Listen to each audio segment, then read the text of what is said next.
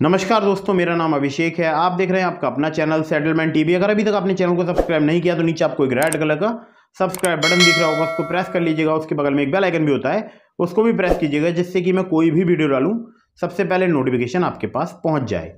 दोस्तों, बहुत सारे लोगों ने फर्जी लोन एप्लीकेशन से लोन लिया है और उनके दिमाग में कहीं ना कहीं ये बात जरूर बोल सकता हूँ घूमती है कि मोबाइल फ़ोन को अगर हमने स्विच ऑफ कर दिया तो फिर फर्जी लोन एप्लीकेशन वाले परेशान करना बंद कर देंगे, या हो सकता है परेशान ना करें। ठीक है, या मोबाइल फ़ोन अगर मैं स्विच ऑफ कर दूं तो उसके बाद क्या होगा। इसी संदर्भ में आज मैं इस वीडियो में आपसे बात करने वाला हूं। साथ ही साथ अगर आप इन फर्जी लोन एप्लीकेशंस के कर्ज से परेशान हो गए हो तब भी आप इस वीडियो को अंत तक जरूर देखिएगा। एक जरूरी सूचना मैं आप लोगों को देना चाहूँगा, ये फर्जी लोन एप्लीकेशन वाली या फ्रॉड लोन एप्लीकेशन से रिलेटेड मैं बहुत सारी वीडियोस अपने दूसरे चैनल पर भी लेकर आ रहा हूँ। तो डिस्क्रिप्शन में मैंने लिंक दिया है आपको, उस चैनल को भी सब्सक्राइब कर लीजिए। नाम है प्रो सेटलमेंट टीवी।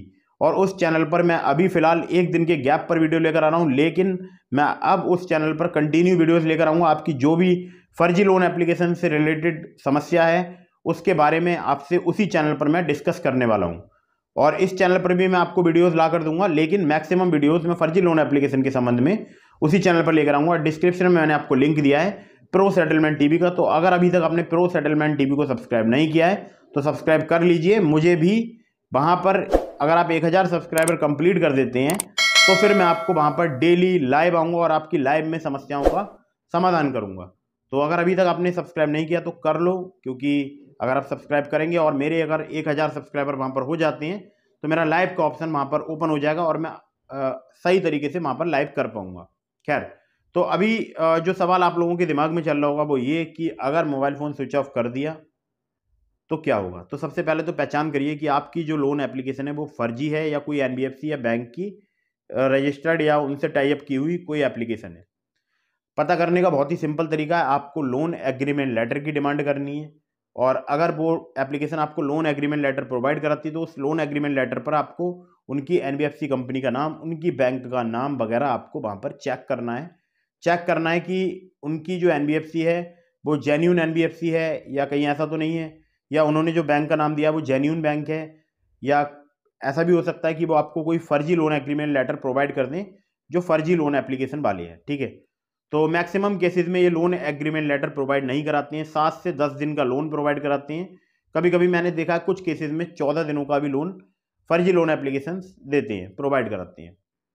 जब आप इनसे लोन लेते हो तो वहाँ पर ये आपसे बहुत मोटा चार्ज वसूल करते हैं। जैसे कि 5,000 का अगर आपने इनसे लोन लिया तो आपके अकाउंट में मुश्किल से 3,000 रुपये आएंगे, और उसके बाद आपको 5,000 कुछ रुपये का पेमेंट करने के लिए बोलेंगे, वो भी 1 हफ्ते बाद, यानी 7 दिन बाद। और जब आपका लोन लिए हुए छठा दिन होगा, या बोल सकता हूँ 6 डे होगा, उसी दिन से आपके पास कॉल्स आना स्टार्ट हो जाएंगे। फ्रीक्वेंटली कॉल्स आएंगी, दिन में रात में हर वक्त आपके पास कॉल आती रहेंगी। और इनके रिकवरी एजेंट आपको व्हाट्सएप पर भी मैसेज करेंगे, आपको डराएंगे धमकाएंगे। हो सकता है आपको लीगल नोटिस भेजें, फर्जी लीगल नोटिस, और जो कि एक स्टाम्प पेपर टाइप पर कुछ इस प्रकार के होते हैं। ठीक है, इस टाइप के आपको फर्जी लीगल नोटिस भेज सकते हैं। हो सकता है आपको व्हाट्सएप में कुछ अभद्र शब्दों का प्रयोग करें आपके साथ। हो सकता है आपको अन्य तरह से परेशान करें। हो सकता है आपको आपकी कॉन्टैक्ट लिस्ट भेज कर डराएं कि हम आपके रिश्तेदारों को व्हाट्सएप करेंगे, आपके फ़ोटो पर फ्रॉड या कुछ अन्य बातें लिखकर जो कि अभद्र होती हैं, उन सब बातों को लिखकर वो वहाँ पर आपके रिश्तेदारों को फॉरवर्ड करेंगे। ऐसा उनके रिकवरी एजेंट आपसे बोलेंगे। ठीक है, अब अगर आपने मोबाइल फ़ोन स्विच ऑफ कर दिया तो फिर आपके पास ना तो कोई मैसेज आएगा, ना कोई व्हाट्सअप आएगा।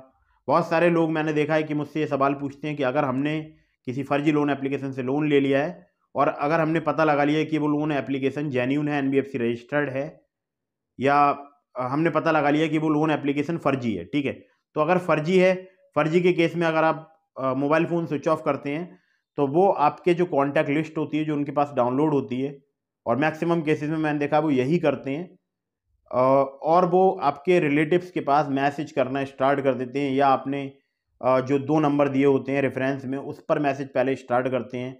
जब वहाँ से भी उनकी बात नहीं बनती है, पैसा रिकवर नहीं होता है, तो फिर वो आपके रिश्तेदारों के पास वगैरह मैसेज करना स्टार्ट कर देते हैं। मैंने ऐसा देखा है, अमूमन बहुत सारे केस में मैंने ऐसा ही देखा है। और जब आपका मोबाइल फ़ोन स्विच ऑफ होगा तो आपका जो आपके रिलेटिव हैं या आपके जो फ्रेंड्स हैं उनसे आपका कांटेक्ट हो सकता है ब्रीच हो जाए या ब्रेक हो जाए।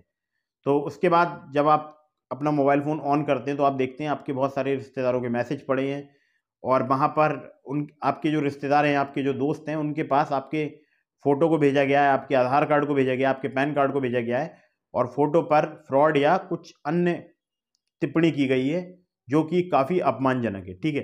तो जब आप कभी भी ऐसी स्थिति में हों, अगर आपके किसी भी रिलेटिव के पास मैसेज जा रहा हो या कॉल जा रहा हो, तो ऐसे स्थिति में आपको सिर्फ एक काम जरूर करना है। सबसे पहला काम वो करना है, अपने नज़दीकी पुलिस स्टेशन में आपको जाना है, एक पुलिस कंप्लेंट रजिस्टर करानी है।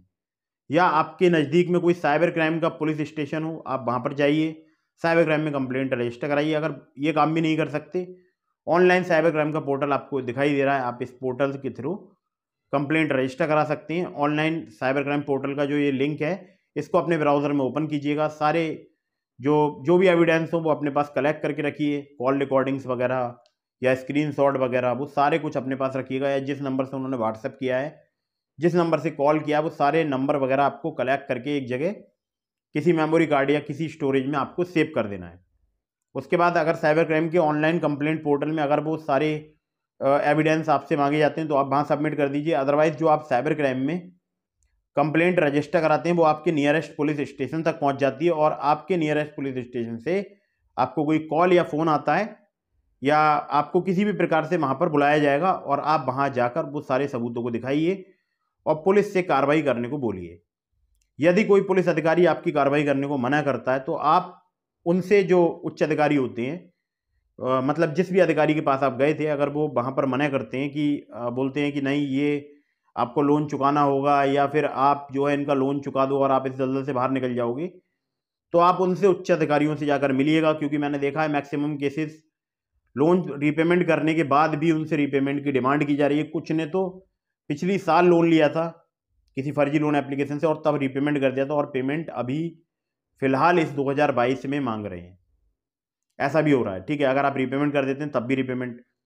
एक महत्वपूर्ण बात जो मैं आप लोगों को बताना चाहूँगा, जो उनके रिकवरी एजेंट आपको लिंक देते हैं और अगर आप बार बार बहुत सारी एप्लीकेशन से अगर आपने लोन ले रखा है, बार बार आप उन लिंक्स पर जाकर पेमेंट कर रहे हैं, कहीं से भी आप पैसे का अरेंजमेंट करके उनका पेमेंट कर रहे हैं, तो याद रखिएगा आपका बैंक अकाउंट भी फ्रीज हो सकता है।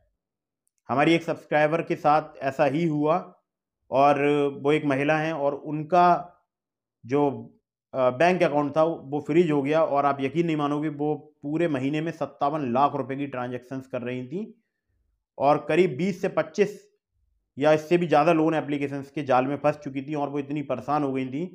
फिर उन्होंने पुलिस की शरण ली, जगह जगह कंप्लेंट रजिस्टर कराई, पुलिस ने एक्शन भी लिया और बैंक जाकर जो अकाउंट है उसको अनफ्रीज कराने की एप्लीकेशन दी और काफ़ी बहुत ज़्यादा प्रॉब्लम हुई उनको।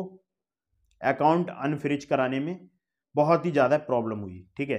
तो आप बार बार बहुत सारे जो लिंक हैं उन पर पेमेंट ना करें, क्योंकि ऐसे लिंक फ्रॉड भी हो सकते हैं, बैंक की नज़र में सस्पिशियस लिंक भी हो सकते हैं।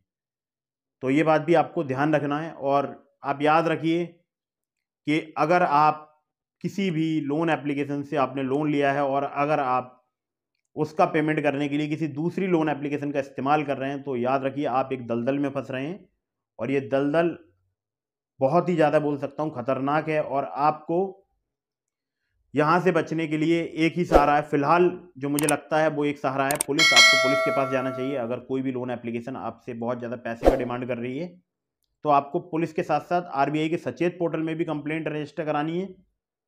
और सचेत पोर्टल का जो लिंक है वो मैंने आपको डिस्क्रिप्शन में दे दिया है। तो सचेत पोर्टल में कंप्लेंट रजिस्टर कराइए, जिससे कि आरबीआई तक भी ये बात पहुंच जाए कि फ्रॉड लोन एप्लीकेशन के द्वारा लोगों को प्रताड़ित किया जा रहा है। यहाँ तक बात आपको बिल्कुल समझ आ गई होगी। बहुत सारे लोग जिनके पास लोन चुकाने के लिए पैसा नहीं है और वो लोग काफ़ी, मतलब बोल सकता हूँ, मेंटली डिप्रेस्ड हैं इन लोन एप्लीकेशन के जाल से। तो ऐसे लोग भी तत्काल पुलिस कंप्लेंट रजिस्टर कराएं, बिल्कुल भी देर ना करें। और ऐसी, जब तक कोई लोन एग्रीमेंट लेटर प्रोवाइड ना करा दे एप्लीकेशन, या जिनकी एनबीएफसी या बैंक के बारे में आपको पता ना हो, तो ऐसे किसी भी लोन एप्लीकेशन का आप रीपेमेंट ना करें। अगर आपको आपके कोई रिलेटिव या रिश्तेदार मैसेज करके बोलते हैं कि उनके पास मैसेज आ रहे हैं फर्जी लोन एप्लीकेशन से, तो आपको उनको वो जो आप FIR रजिस्टर कराएंगे वो कॉपी आपको प्रेषित करना है या उनको भेजना है, सेंड करना है, उस कॉपी का फ़ोटो सेंड करना है और उनको बताना है कि मैंने इस संबंध में कंप्लेंट रजिस्टर्ड करा दी। अगर आपके पास कोई भी मैसेज, कोई भी मेल आता है किसी भी प्रकार का, तो आप उनको या तो इग्नोर कीजिएगा या आप उनको ब्लॉक कीजिएगा और उनसे बोल दीजिएगा कि मैं जो है इनको नहीं जानता हूँ, ठीक है। तो आप ये बात भी कह सकते हैं। इसके अलावा आपको एक काम और करना है जो कि बहुत मोस्ट इंपॉर्टेंट है, वो है अपना कॉन्टैक्ट लिस्ट रिमूव करना।